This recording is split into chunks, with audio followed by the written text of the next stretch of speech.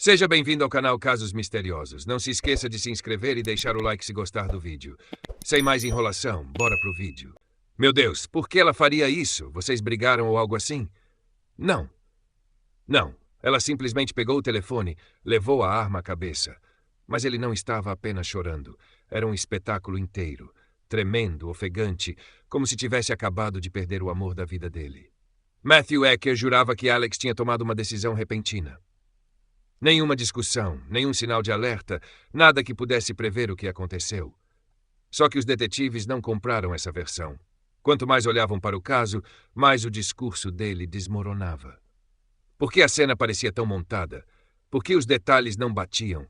E por que havia evidências no banheiro que tornavam sua versão simplesmente impossível?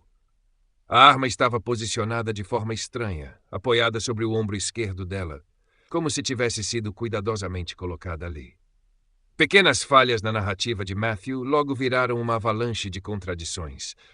E quando os investigadores juntaram todas as peças, a verdade deixou a comunidade inteira em choque.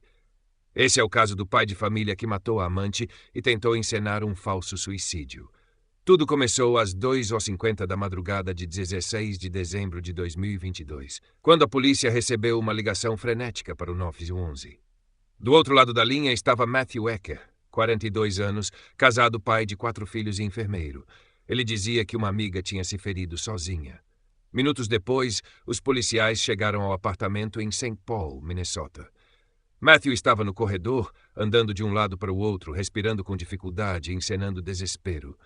Mas o que eles encontraram dentro do banheiro chamou atenção. Alex Penning, 32 anos, caída no chão em meio a uma poça de sangue. Só que nada ali parecia condizer com a versão de suicídio que Matthew estava tentando vender. O corpo, a posição da arma, a cena em si, tudo gritava que havia algo errado. E conforme os investigadores mergulharam nas horas que antecederam a tragédia, descobriram um emaranhado de mentiras, traições e manipulação que desmascararam Matthew Ecker. O que parecia um ato desesperado de Alex logo se revelou como um assassinato frio e calculado. Um crime cometido por um homem que preferiu destruir a vida dela a perder o controle da situação. Matthew contou à polícia que Alex havia ligado para ele mais cedo, assustado após discutir com o namorado Shane Anderson. Preocupado, ele disse que dirigiu quase 3 horas até St. Paul, levando sua arma para protegê-la. Mas a versão dele não convencia. Segundo Matthew, quando chegou, Shane já tinha ido embora. Ainda assim, ele ficou como um guarda-costas. Depois, os dois decidiram sair para um bar. Foi aí que tudo começou a desmoronar. As câmeras de segurança registraram a noite inteira. Alex e Matthew entraram juntos, mas logo ela se aproximou de Shane, que também estava lá. Eles conversaram até que Matthew se meteu e se apresentou. Segundos depois, Shane deu um soco tão forte que Matthew caiu no chão. O bar virou um caos e Shane foi expulso pelos seguranças. E o mais estranho, em vez de ir embora, Alex e Matthew ficaram no bar bebendo e rindo, como se nada tivesse acontecido. 1 hora depois, voltaram para o apartamento dela. De acordo com Matthew, assim que entraram, Alex pegou sua arma, encostou na cabeça e se trancou no banheiro. Poucos segundos depois, o disparo. Ele disse que tentou socorrê-la, mas sem sucesso. Só que os investigadores logo perceberam falhas grotescas nessa história. A porta do banheiro estava entreaberta, mas Matthew jurava que a tinha arrombado após o tiro. Se fosse verdade, as pernas de Alex não estariam na frente da porta. O sangue dela já estava seco quando a polícia chegou.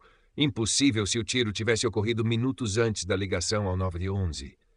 Matthew dizia ter segurado a cabeça dela para tentar estancar o sangue, mas sua roupa estava limpa, sem uma única gota. A arma estava sobre o peito de Alex, segurada pela mão esquerda, mas ela era destra. E mais estranho ainda, a mão estava impecável, sem sangue, sem resíduos.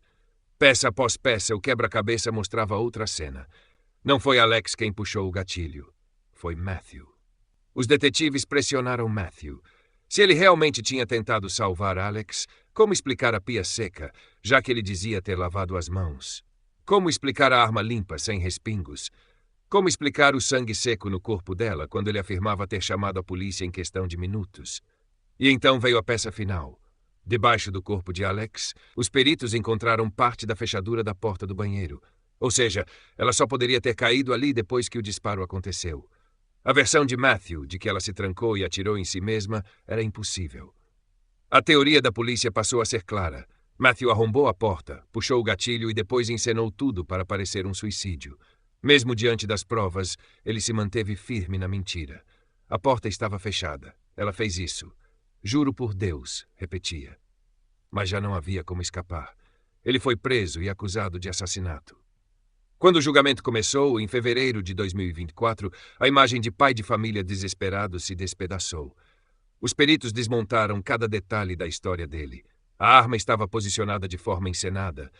Não havia sangue nas mãos nem roupas dele. O cronograma simplesmente não fechava. E então veio a bomba. Durante o caso extraconjugal, Matthew chegou a prescrever remédios para Alex, alimentando seu vício em medicamentos. No tribunal, sua vida pessoal também explodiu. A esposa pediu o divórcio e subiu ao banco das testemunhas. Ela contou que só descobriu a traição depois da morte de Alex, revelando o duplo jogo que Matthew levava. A imagem final era de um manipulador frio. O júri não teve dúvidas. Culpado por assassinato. A sentença, 30 anos de prisão. Na hora de condená-lo, a juíza foi direta. Matthew não era um homem desesperado tentando ajudar. Era o homem que atirou em Alex, tentou esconder a arma e encenou um suicídio para escapar. Em 2025, ele ainda tentou recorrer. Alegou que as provas eram circunstanciais, frágeis. Mas o tribunal não se deixou enganar. A condenação foi mantida. Matthew Ecker agora cumprirá 3 décadas atrás das grades. E esse caso deixa uma lição amarga. Não era amor, não era desespero, era controle. O mesmo padrão sombrio que já vimos em outros crimes. Homens que preferem destruir a vida da mulher a perder o poder sobre ela. Esse caso mostra mais uma vez como a linha entre amor e obsessão pode ser fatal. Matthew Ecker não aceitou perder o controle e transformou a vida de Alex em cenário de encenação macabra. Ele tentou enganar a polícia, tentou enganar a família, mas no fim, a verdade falou mais alto. E agora eu quero saber a sua opinião. Você acredita que Matthew planejou esse crime desde o início, ou que foi algo cometido no calor do momento e depois encoberto? Deixe seu comentário aqui embaixo, porque a sua visão é muito importante. Se você gosta desse tipo de conteúdo, não esquece de deixar o like, se inscrever no canal e ativar o sininho para não perder nenhum caso novo. Até o próximo vídeo.